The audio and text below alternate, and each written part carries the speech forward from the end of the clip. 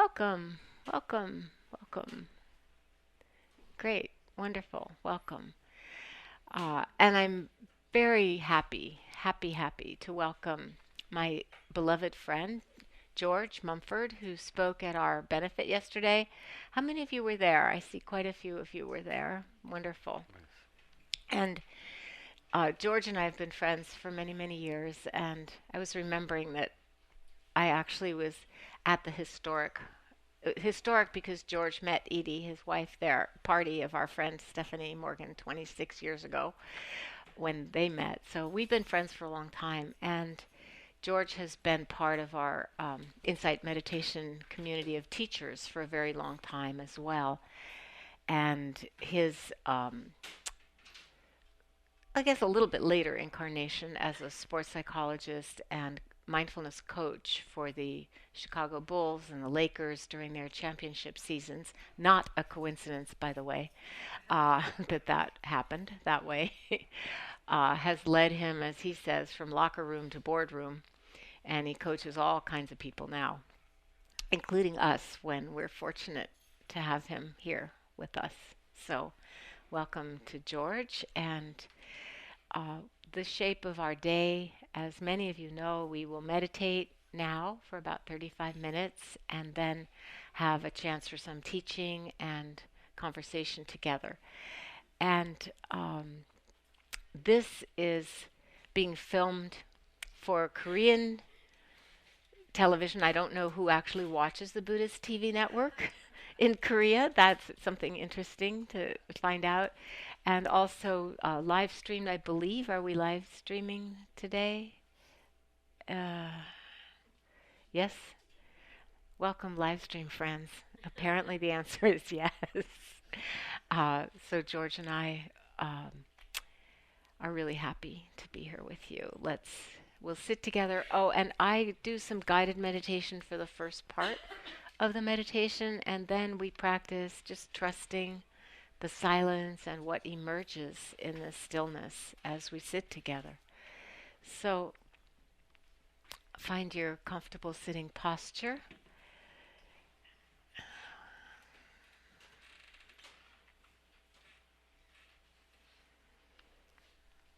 This may not be the most exciting part of your video, you guys, but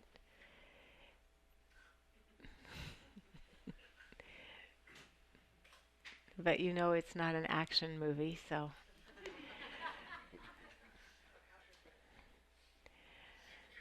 So closing your eyes if you're comfortable doing that in the group, otherwise just lowering your gaze so you're looking within instead of looking around. And just taking a deep breath in and relaxing. And one more time. Relaxing, letting the shoulders drop. Letting our attention drop into the body. Just sitting still. And you can feel the shift of energy in the room when we orient to the stillness of the body, just sitting quietly. And no matter what's going on in our minds or hearts, we can always tune into this simple stillness of the body as we sit.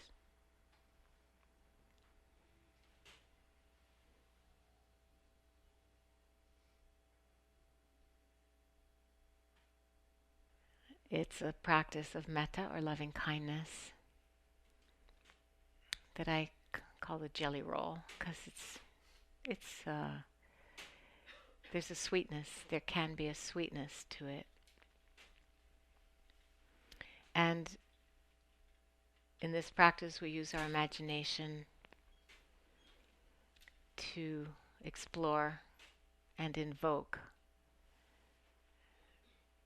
the awareness and appreciation and acknowledgement of love and caring in our lives.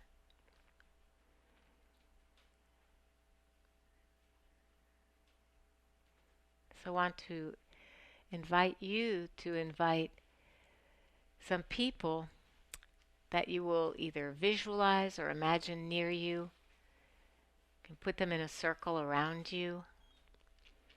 And how you choose these individuals is by this following criterion, that when something good happens to you, they are happy for you.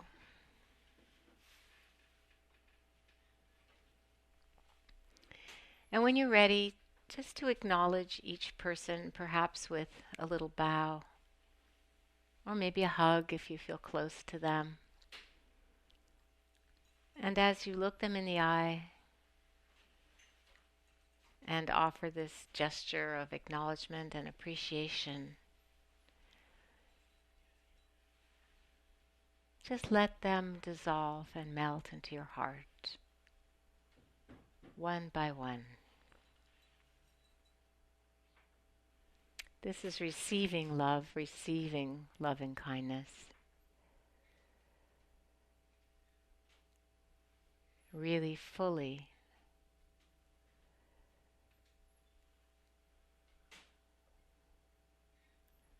opening your heart, and one by one greeting, acknowledging, and taking in that love, taking in that being.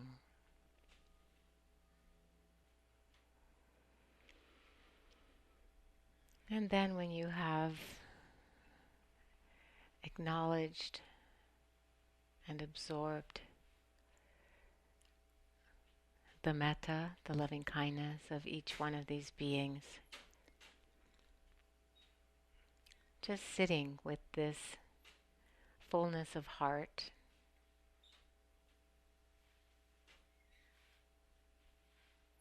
and you can continue with a loving kindness practice if you have one, or simply rest in loving, mindful awareness, the breath, this body,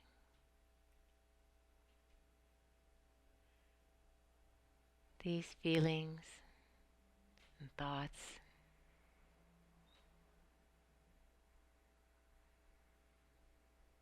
Just being with life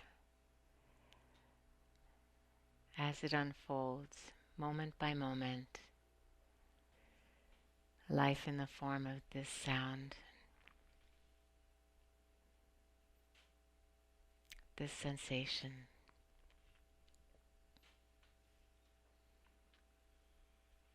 This flow of thought and feeling.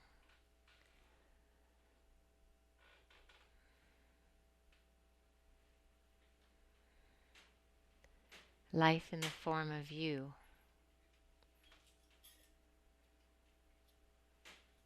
And this particular moment in all eternity.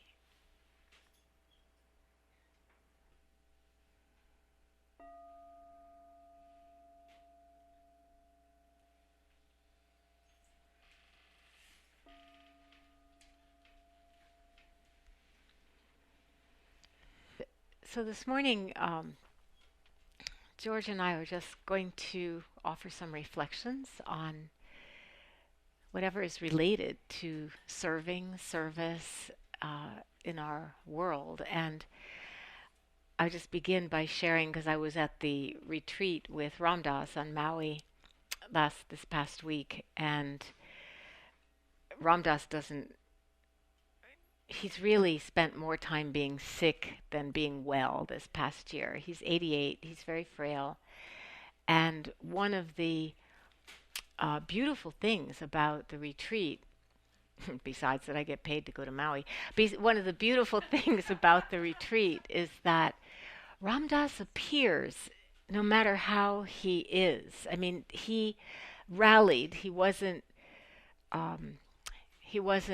sick during the retreat. He rallied just a couple days before it and enjoyed it and was really present and wasn't sick afterwards, because we saw him afterwards. And he came out on his wheelchair, and he really he's pushed out by his attendants, who he really can't do anything now without help. And imagine how humbling that would be if you were in that situation. And he's been sitting in that wheelchair for 20 years, and now he can't really talk very well. So he comes out onto the stage and he's beaming and radiating love. So right away you feel joyful, even though you're looking at somebody who's kind of dying, but you just feel joyful because he's radiating so much love. And he can't predict when he's going to be able to say something. Like sometimes it comes out, sometimes it doesn't. And I was sharing before that he led a meditation where, and we can all just do this together for a moment, just you close your eyes and you say very softly, and he would lead this, I am loving awareness.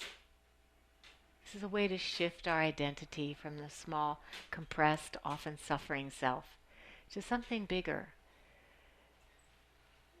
The water we all swim in. It's just over and over saying, like a mantra, I am loving awareness. I am loving awareness.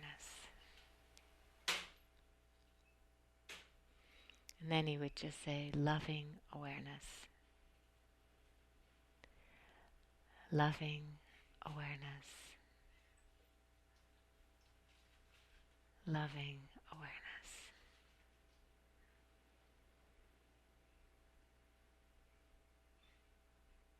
And then you can open your eyes. But because he couldn't really modulate his voice, sometimes it would come out, I am loving awareness. And sometimes it would come out, I am loving awareness. Or, it would just come out in a funny way. And I was just marveling at the opportunity for all of us, 350 people were there, to witness somebody so willing and generous to share exactly who they are and where they are at this moment in their life, even though it wasn't that presentable exactly. We usually don't blurt things, one thing loud, one thing soft. We learn to modulate our speaking, and he can't do that. And yet having him just be there, and especially all the young people, I felt, when are you going to get to see somebody in, a disabled person, an elderly person, an unwell person physically? Maybe, we don't know. We always feel every year. It could be his last year. We don't know if he's dying, but it doesn't. He's very frail. And when you're 88, the chances are a little more likely than, when you're 28.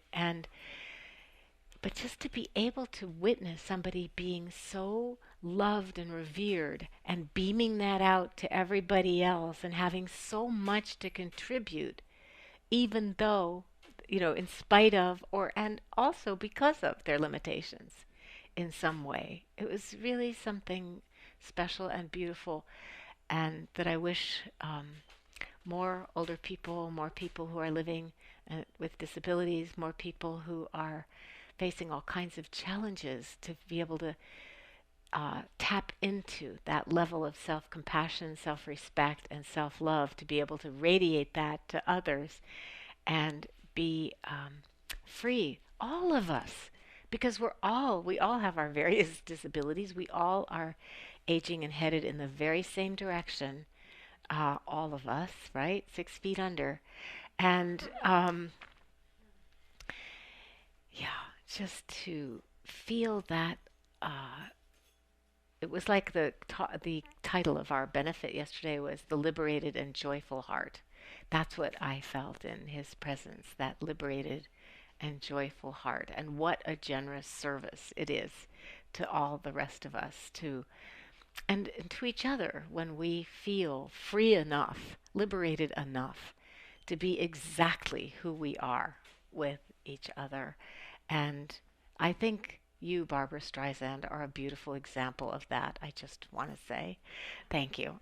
Oh my God. Yeah, I think you are like that. I think we all appreciate you for that, as a matter of fact. Yeah. Maybe Yeah. my week, month, year. Good. Good. You deserve it. And by the way, if you like the science, being generous, um, feeling that you belong to something that's a community, more than just you, uh, all of these things actually, we now know, keep our telomeres long. Now, these are chromosomes. The telomeres are actually the caps on the end of the chromosomes. So it's kind of like the little plastic thing on the end of a shoelace, if you ever get to see a shoelace anymore. And um, and we actually know that the DNA, there's a modifiable part of our DNA, and it is these telomeres that respond to our circumstances of life. And it turns out that when we're stressed and miserable, that coating at the end of the chromosomes gets eroded and shortened. And when we are feeling relaxed and we can be who we are and we're at ease and we're feeling the happiness that comes from service and generosity, because there's two kinds of happiness. There's what we call hedonic happiness, which is something fun happens and we're happy. And then there's what's called eudaimonic well-being. And these have distinct gene regulatory programs. And it's the eudaimonic, the service, generosity, connecting kind of happiness that actually strengthens our telomeres. So there's a bit of science to support what we know for thousands of years from the wisdom teachings of the world. And I want to turn over to George if you something you'd like to add Yes. before Good we morning. open up to everybody. It's great to see everybody here. Great to be here. And we already taught a class already, and between that class and this class, I realized I've done a lot of volunteer work in my life that I forgot to claim. So I'll claim some of that now. For 6 years, I lived in the Cambridge Insight Meditation Center, and so I volunteered there as a practice leader. So I would, we sat Monday through Fridays, 7 o'clock in the morning, and then 6 in the afternoon and the evening. And so I was a volunteer, so I would do volunteer stuff at the center. And the other job I had was we would get requests from different organizations for someone to come in and teach meditation. It could be a business, it could be a juvenile home, or it could be like one of my friends. She worked at a school where a lot of children that have been abused physically or sexually would go in, and I just did a lot of volunteering at the meditation center, and as a result, I learned how to present the teachings in a way that was language so people could hear it. But at the time I was volunteering, I didn't have that in mind. And then when I got into recovery about 35 years ago, I did a lot of volunteering, going into hospitals and institutions and sharing my experience, strength, and hope with people around having a substance abuse issue. And then there was a place, Trudy might remember this place, it's called Interface. It was this group of people got together and they said, well, we're going to have this alternative learning center. And so they'd have classes Monday through Friday at night sometimes, but on the weekends they had workshops. So in those days, before some of the folks like Deepak Chopra and Bernie Siegel, John Kabat-Zinn, I'm probably leaving some people out, but a lot of people would come to this place from all over the world and teach, and I was a volunteer there. So I get to hang out with folks, and sometimes I'd pick people up, but I set up rooms. But I had so much joy, and I learned so much from that volunteering. And then fast forward to when I started working with sports teams, my roommate from college, Al Skinner, he was coaching the men's basketball team at BC, and so I volunteered with them for that whole season. I just said, I wasn't working, and I volunteered, and that turned out to be a job. They actually paid me for that year, and then it ended up doing more work. And I will encourage people who are learning something, especially people who want to teach meditation or want to teach yoga, whatever it is, that volunteering is a good way to get some experience. But the interesting thing is, especially I learned this in recovery, if you want to keep something, you got to give it away. And so this idea of generosity, and of course, is an antidote to one of the things that we struggle with, which is greed. And generosity is a antidote to that. And so there's a lot of good stuff that can come out of volunteering. And I shared a little bit in the previous class that I volunteer compassion, love, just engagement when I go into different places. And over the years, when I used to come here when I was working with the Lakers, I used to come here and I used to stay in a particular hotel. And what I did was I would greet people and I say hi. And then when we won a lot of championships in those days. And I think they're about to do some more of that. We used to get hats and T-shirts and stuff from winning the championships, and I used to take them and I used to give them to the hotel employees. And I talked to them, and as a matter of fact, when I go back to that hotel, there's one guy a couple of people were still there, and they still talk to me, Mr. Mumford, how are you, and all of that. But the interesting thing is when I'm really nice to people, even when I worked in corporate, my last couple of years working in corporate, I knew everybody. Because I had these practices. One practice I had in one company I worked at, I would go and speak to people nobody else was speaking to, or I would say good morning to everybody. And there was this one young lady that I spoke to every morning for about 2 years before she spoke back to me. And it was just these spiritual practices that I had, and they were a form of volunteering, but it's really more about, because people don't know this, but I'm more of an introvert, and I refer to myself as a social contemplative, because I can be in with people, but I had to have my downtime. Have to have a good amount of that, and I don't know how much of that has to do with growing up with 8 sisters, but but I think I'm still trying not to be dominated in my youth. But my sisters love me now, but I say okay. And yesterday I was feeling a little bit rough, and she said, "Oh, you don't have to teach this morning." And I said, "No." I said, "I'm gonna go home and go to bed. I won't go to dinner with you, but I'm gonna go sleep and I'll be ready." And so I get so much from, of course, I get to hang out with her more. But I get so much from being here, and although I don't belong anywhere, I belong everywhere.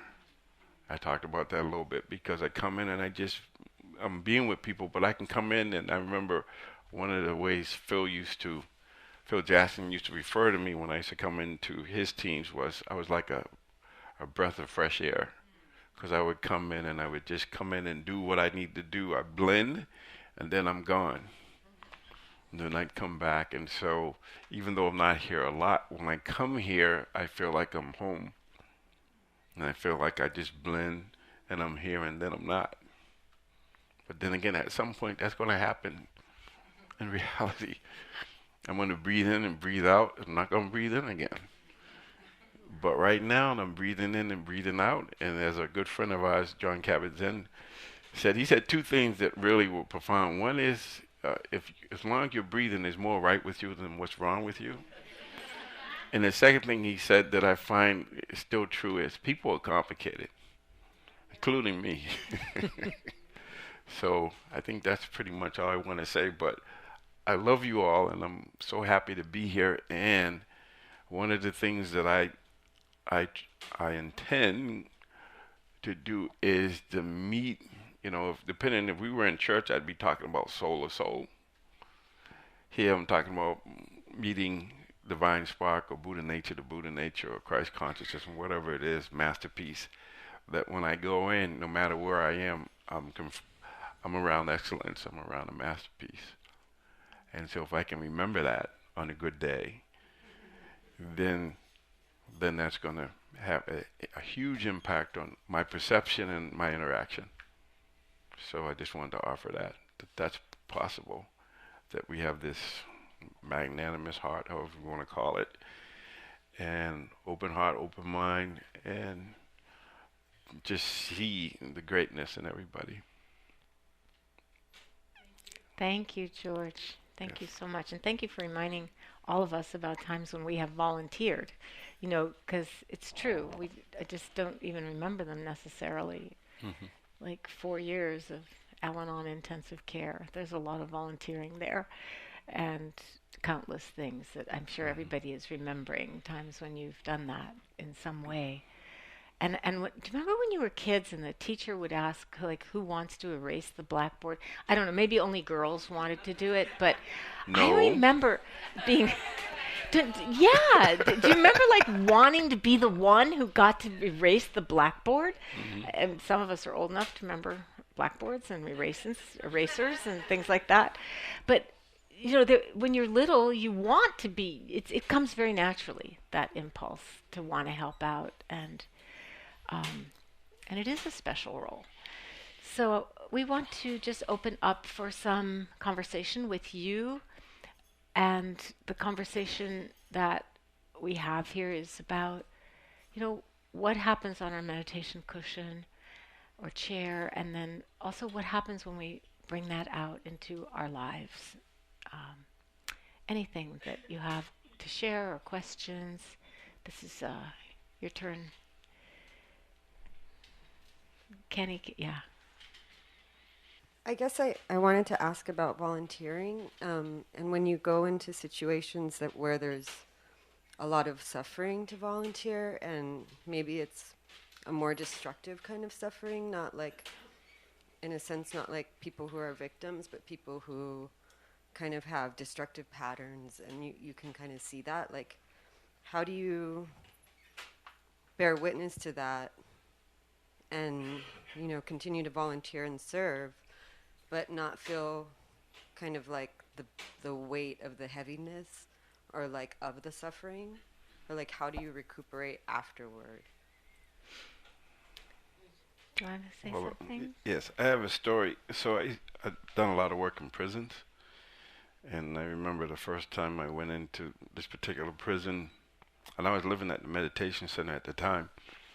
And when I left, first of all, when I went into the gatehouse, before you even go in, it was really oppressive, and it was just really dark energy. And after I went in there, it took me about 4 days of meditating before I got back to normal. And then I realized that and I talked to people in that space, I realized that I had to do a ritual before I went in. And so I would sit in my car for about a half an hour and do metta. And then I would imagine that I had this kind of like this sheath that would let good stuff in, but wouldn't let the bad stuff in. And so I had to learn that. So that was a ritual, but also it's being clear about what we experience and don't identify with it, but also recognize that when we get around that I won't say, just say opposite of light. When we get around that impacts us. So to think that we can go in there and not be affected, we will be affected, but if we know that, and then we have a way of cleansing or ritualizing or saying this is not me, and just noticing it is important. But also we have to recognize, because not all of us can work in those kind of situations. So that's where the wisdom comes in, and really get clear about what we can and cannot do, and not take it personal if we can't work in there. Because I found, and I used to train teachers to work in prison, not everybody can work in prison. I don't care. You could be a doctor, you could be a lawyer, you could be a nun, you could be a priest. You can go in there and get manipulated unless you understand some things and understand where you are. And even now, when I have people, especially some of the spiritual communities, they be pen pals with folks in prison, and I'd have to explain to them that they're in a controlled environment. I love them, they're compassionate, but when they're not in that controlled environment, you don't know what's going to happen. So just because you have a relationship, so what they encourage you to do is not have relationships with them at all, because it protects them and it protects you. And I've had some of the inmates that I worked with come to the meditation center and I'd interact with them or whatever, but that's different. But whatever we go into, we just have to be really clear about what we're doing there and what's the appropriate way, a non-harmful way of being with ourselves and being with others. Does that make any sense? Hi. Thank you so much. I'm just so touched. But, you know, I too have worked in early release prison programs. I was their social worker. Oh, my goodness. And domestic violence. I run groups for recovering addicts. And I do presentations on compassion fatigue because that's what happens to us. You know, we're empathic and we want to give and we want to help but then we have to look at our own boundaries because otherwise there's nothing left inside of us to give. We're just, you know, it's detrimental to our health. So we do one of the major strategies for dealing with compassion fatigue is mindfulness. And when I do it, I help people to meditate and, you know, don't isolate. There's so much, but that's the first thing I thought about was the work that a lot of us do. It's compassion fatigue. It's different than burnout. It's different than vicarious traumatization, what we see on the news. But we are working with these folks every day.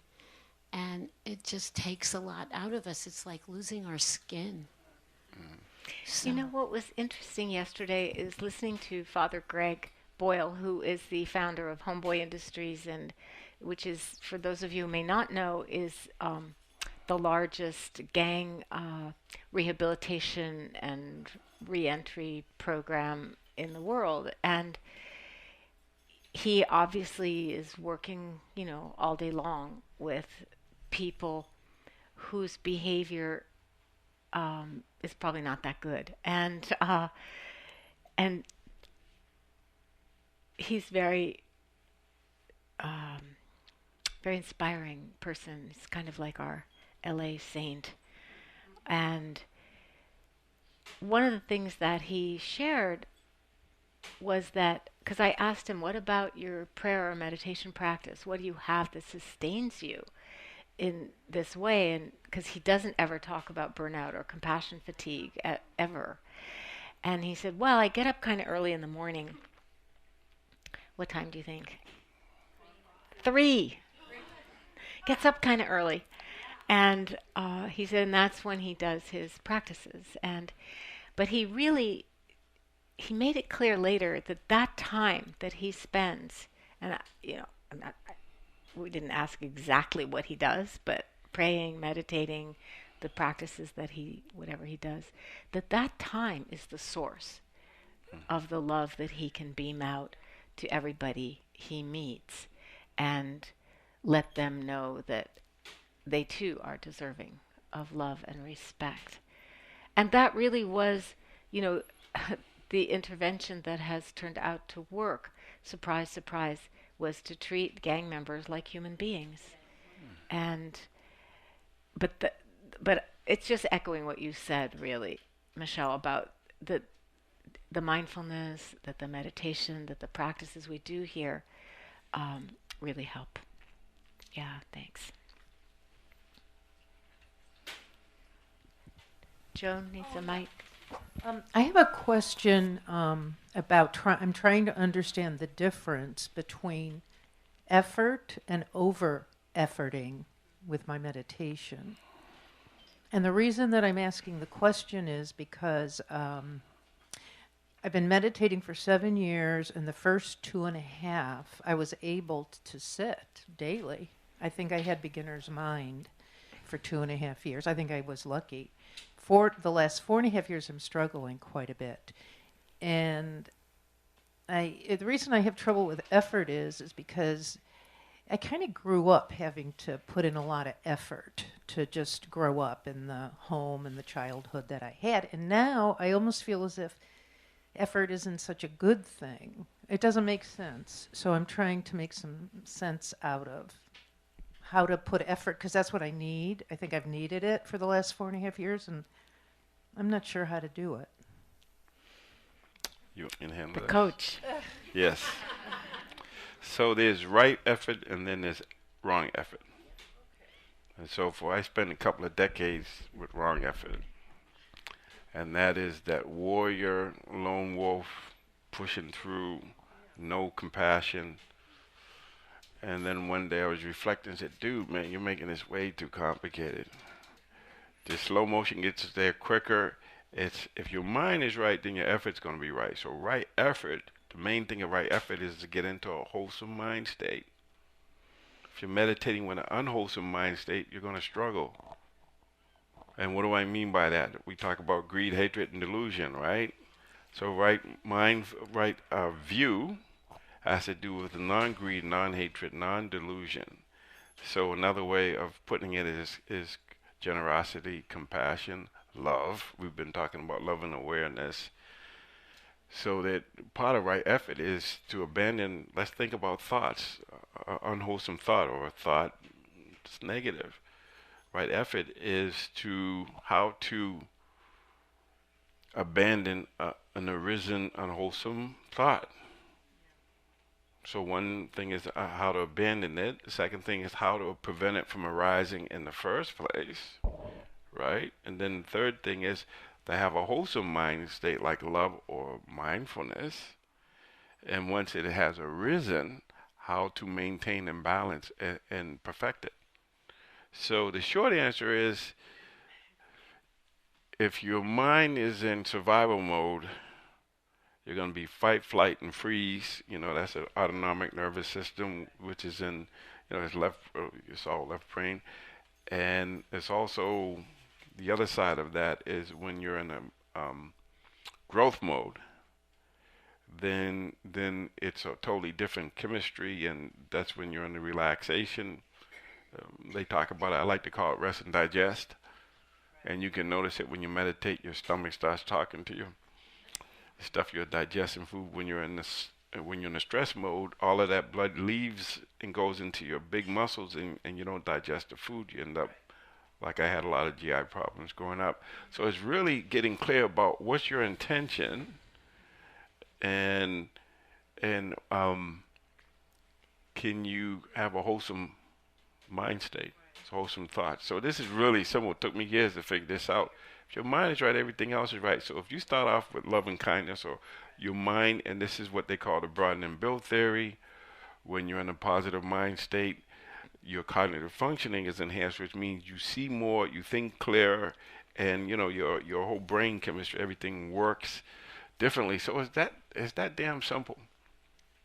So the first step is for me to be aware of the thoughts. Yeah, make your mind, and your thoughts are going to be reflected, especially the self-talk. Do you all know what I mean when I say self-talk? Yeah.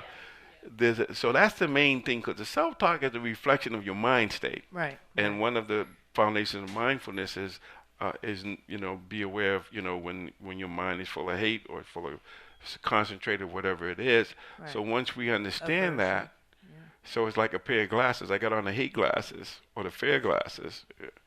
I'm going to see things. It's going to lead to wrong everything. Right. I think I have aversion glasses on. Yes, that's it. So yes. And then part of it might be you don't know where you're going, but you don't want to be where you are. Right, totally. Yeah. Because then I have the aversion glasses on. I sit, and then like 10 minutes, I got to get out. I got to get away. Of course, I can't do it anymore. Because what you're doing is you're feeding your aversion habit. Right. Yes, that's right. That's a good one, huh? So when you understand that, then the right effort is, I would read more about what right effort is. Okay. And talk about it, doing exactly what you're doing, asking what is right effort, or how do I change my mind. And the main thing is, instead of going through the 4 efforts, all you need is the one, how to have the unarisen state of love, compassion, mindfulness arise. Then once it has arisen, how do you sustain it, maintain it, and make it more of a habit? Right. Okay, thank you so much. I appreciate it. Welcome. Yeah, thank you, everybody. Thank you for your practice. And let's just sit for a moment together.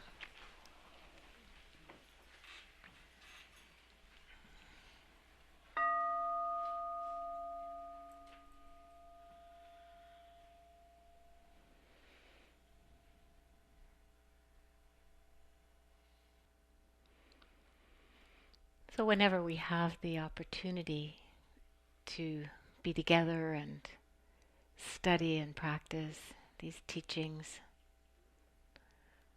on how to access our liberated and joyful hearts, how to bring love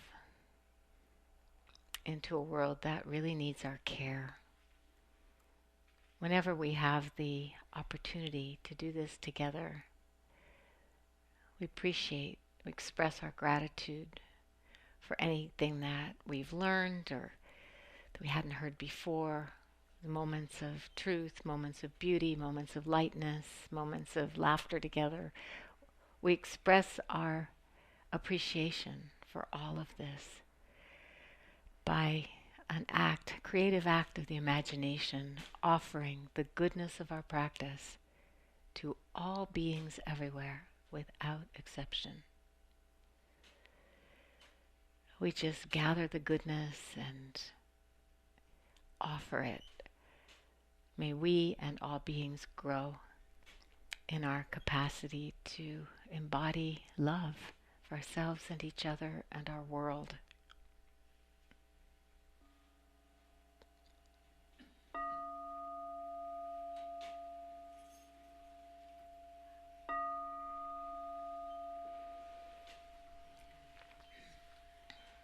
Thank you. Thank you, everybody.